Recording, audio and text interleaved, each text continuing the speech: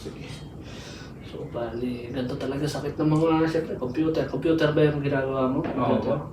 Tapos cellphone yun. Sobrang dito po. Nangangapan. Ito po. Tapos parang Makati.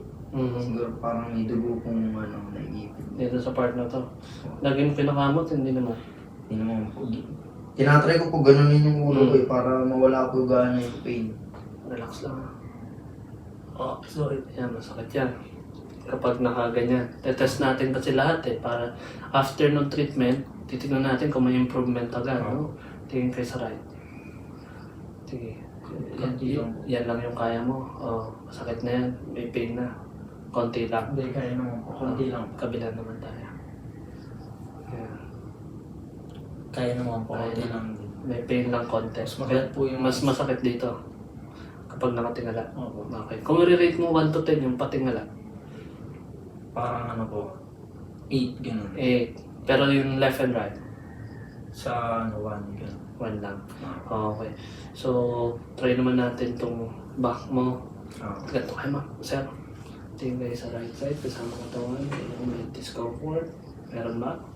Wala naman po. Kabila. Wala naman po. Okay. Shoulder. Wala naman masakit. Wala naman po. Okay.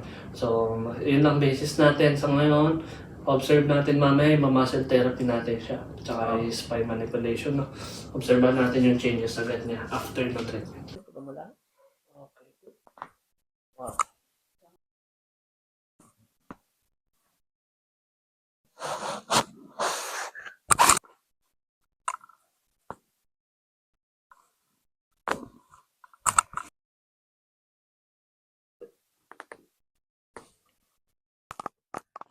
Okay, lambot mo lang ang katawan mo.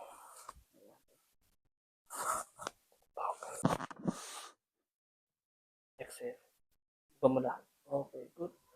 Yun. Okay, buka dito. Dito ulit, check natin. So, ngayon, tapos na yung therapy. Observe natin, no? Tingnan natin kung ano kaagad yung improvement. Tapos, observe mo sa mga ibang araw, no? So, ngayon, titignan natin siya after ng therapy. So, based sa inyo, kapag tumitingin kayo left and right, may discomfort, tama? Sige, tingin kayo left and right sa ngayon. Kabila. Kamusta siya sa ngayon? Dito may konti. Konti? Dito wala. Dito wala na. Parehas lang na. Okay, good.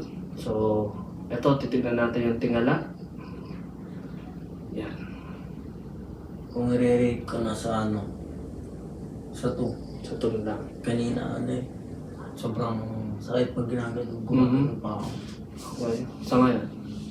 2. 2. Nasa 2. Okay. So, first session, okay siya agad.